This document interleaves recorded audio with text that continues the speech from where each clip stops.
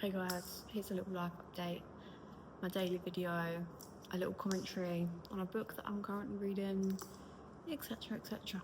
While I take my daily supplements, supplements have increased by a lot because my boyfriend and I visited a health shop yesterday and got a little bit excited. Obviously you've got the standard like omega-3 fish oils, you've got some collagen, you've got some folic acid, I don't know, we're trying some new bits and bobs, a multivitamin, activated charcoal, and what is this one?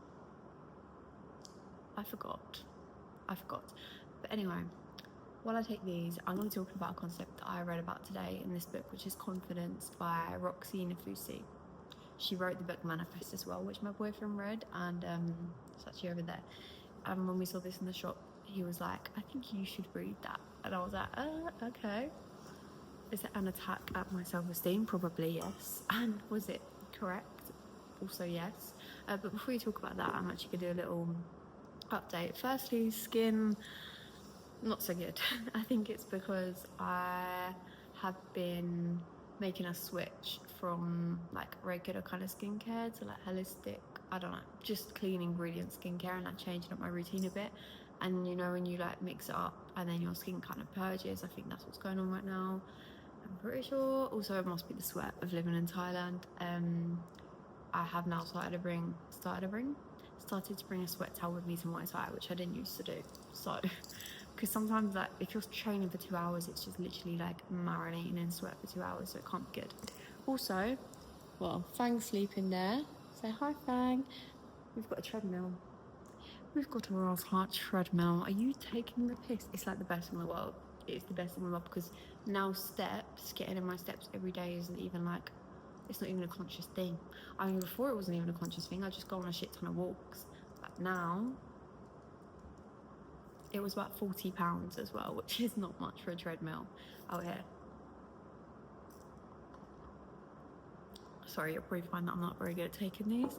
Anyway, the concept that I wanted to talk about was, I was basically reading today, it kind of breaks it down. Confidence in general, self-esteem, something that I do struggle with. I'm sure everybody in the entire planet does, but genuinely it dictates my life more than I would like to admit. And today it was speaking about basically where the insecurities come from, because there are obviously so many different types of insecurities. You could be insecure about your income, you could be insecure about your appearance, you could be insecure about like the way that people perceive you. There are so many different forms of insecurity, and that made me realize that my form of insecurity isn't the only one. So why do I only feel insecure about these certain things and couldn't give a fuck about the others? And what I actually realized when I really thought about it, because I've never really known, to me my insecurities, the things that I'm personally insecure about, and the things that trigger me in other people that I might be jealous of, or in other people, it's like it doesn't make sense to me, because I know in the grand scheme of things that it's so superficial and I shouldn't care about it, and I don't really care about it, and I don't care about it within other people. So I'm like, why does it still dictate my life and bother me so much, and why is it still so prominent when it's just like my immediate brain wiring is insecure about these things? But if I go off and reflect for about 5 minutes, I'm like, hold on, literally, like, I don't care. Anyway, I came to the conclusion that I think it's because, from what I can remember throughout my childhood, because obviously most of this stem from childhood and behaviours and experiences, I genuinely think it comes from like that was the most complimented part of me that kind of built my worth as a child. The things that I was most complimented on and most, I don't know, like kind of encouraged by and labelled to be, then grew to be like my biggest insecurity, and the most that, and the thing that I compare myself the most with other people. And I only really realised that today, and that is actually a big realisation for me to have, because I've always been very clueless as to why I would be so insecure about these things. I don't really want to like name them specific insecurities and point them out. That's not the purpose of the video, because it could be for anything.